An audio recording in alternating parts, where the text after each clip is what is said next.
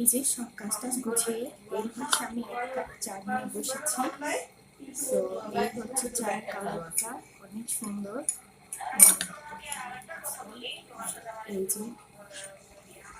এই যে চায়ের কালারটা অনেক সুন্দর হয়েছে।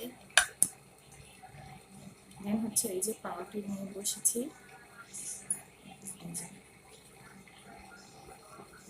সো আমি নাস্তা খাচ্ছি আর তোমাদের সাথে কিছু কথা বলবো।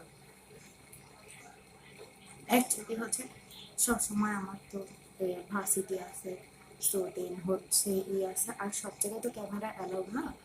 তো হচ্ছে আমি সব কিছু তোমাদেরকে দেখাতে পারি। আমি অনেক বিজির সাথে থাকি। আর আমার ছোট একটা বিজনেস আছে, সো তো ওইটাতে একটু সময় দিতে হয়। এই কারণে হচ্ছে বেশি একটা আমি অ্যাক্টিভ থাকতে পারি না। আর হচ্ছে যে এই তো আমি খাই আর কথা বলি।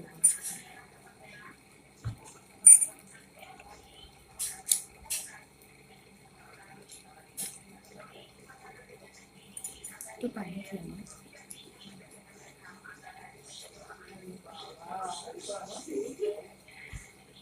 এত গরম পড়ছে আর কিছু মানে কাজ করতে করতে পুরো হাঁপাই গেছি। আজকে হচ্ছে আমাদের বাসায় রাত্রে মেহমান আসবে।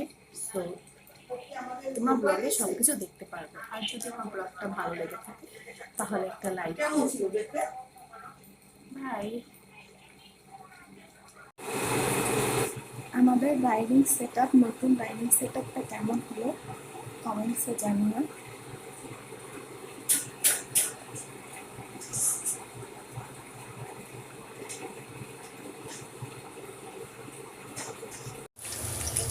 এই যে দেখো এক রাউন্ড ভাজা হয়ে গেছে, পরে আমার আরেক রাউন্ড ভাজতেছে।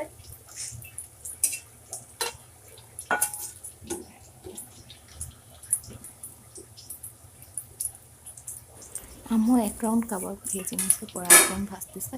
বাসায় হচ্ছে আজকে মেহমান আসবে তার জন্য।